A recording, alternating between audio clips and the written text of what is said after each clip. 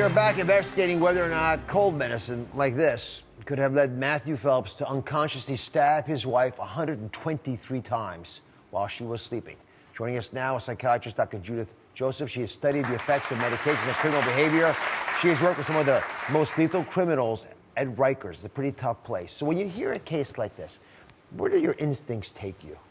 My instinct tells me that there is something disturbing happening on a deeper level.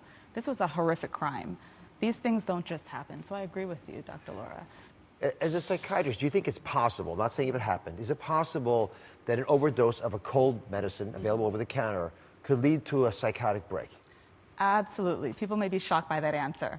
I will tell you that the two main ingredients, the dextromethorphan and the chlorpheniramine, they can cause euphoria, they can cause agitation, they can cause psychosis, which is a break from reality. We don't know what happens when people take these high doses of medications because, frankly, that's not what's studied in the clinical studies. But let's go to this. Right? We actually reached out to Bayer. They're the makers of Quercetin, and they said in part, safety is our top priority, and we continually monitor adverse events regarding all of our products. There's no evidence, they say, to suggest that Quercetin is associated with violent behavior. But we wanted to know more about the active ingredients in the medication. So our team got in contact with the FDA. And here's what the government said.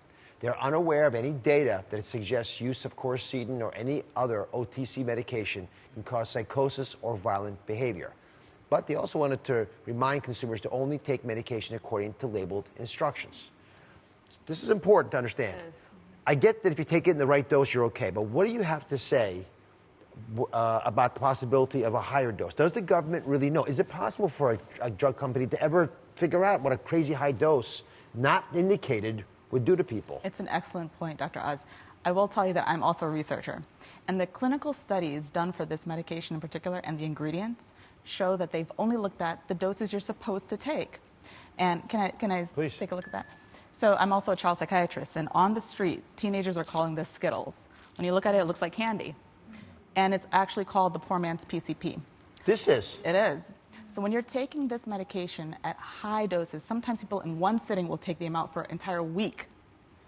They can really have adverse events. So parents out there, you got to warn your kids about street drugs and over-the-counter medications, because we know that substance abuse with prescription medications and over-the-counter medications is on the rise, especially with your teens. So I'm going to go back to the biggest piece of evidence now, the mental state that Phelps was in when he called 911. So let's play a portion of that call again. Tell me exactly what happened. I think I killed my... What do you mean by that? What happened? I had a dream, and then I turn on the lights, and she's dead on the floor. How? I have blood all over me, and there's a bloody knife on the bed, and I think I did it. Okay, is she awake at all right now? What makes you think she's dead? Is she awake? She got breathed. Okay. Oh, my God. Melissa, what do you hear in that call? So I've listened to that call numerous times, and he's so collected and so matter-of-fact to me. So I think this is a man who has been repressed, and I think the cough medicine brought it out in him, just by the fact that normal people don't respond like that on a phone call. Dr. Joseph, he seemed to show no emotion early on. He was breathing heavily. But then when he starts talking about the fact that, when he answers the question, how do you know she's dead, he starts to get emotional. To me, this sounds like he is still sleeping. And again, I haven't treated him, but it sounds like he is having a dream that he killed someone, and in his dream, he's calling 911, and as he's slowly creeping out of sleep, he's realizing what he did, and he's like, oh my gosh, I killed my wife. And I've seen this in my office, people telling me I've taken too much of my sleep medication, they've driven, they've cooked meals, they've done things that they don't remember, and they truly believe that they were sleeping. So again, what was the root of his insomnia? Was he psychotic?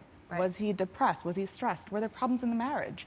Whatever it is, if he had probably gotten the appropriate treatment and wasn't self-medicating, wasn't over-medicating, maybe there would have been a different outcome. Maybe she would still be alive. Yeah, or the shame of conflicted. Yeah. I want to thank all my guests. We're going to see how this case plays out in court. I'll be right back. She was kept in a cage. He abused me in every possible way. Did your mom have any idea that this was happening. She married him. The stunning twist no one expected. All new Oz. That's coming up next week.